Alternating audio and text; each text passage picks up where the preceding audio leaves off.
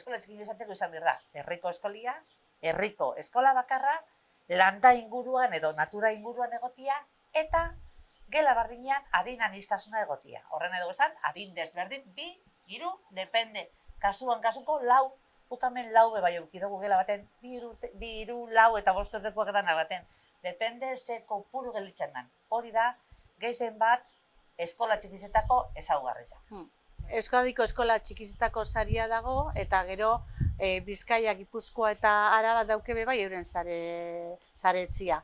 Daukogu koordinatzaile bat, gure kasuan Bizkaiko eskola txikinok batzen gara, eta batzen gara bi aldetatik.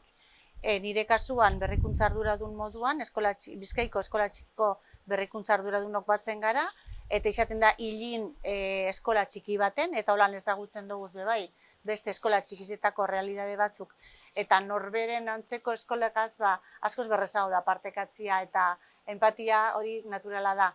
Eta gero batzen dira eurak bai. Zuzendarizo batzen gara, hilero, adibidez eguenian goiaz Maiabiko eskolara, hilero eskola txiki baten. Horrek balizo gau ikusteko, geur artian loturia sortzeko bai, danok egiten dugu, gora bera antzeko gauzak egiten dugu zalako.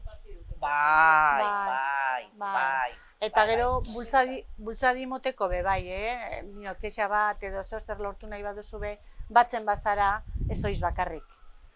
Bai, babestu eta elkar zaintzen gara. Beradoia esan dozu, eguenian zoizela, Maiabira eta ni bizar kurtziozera.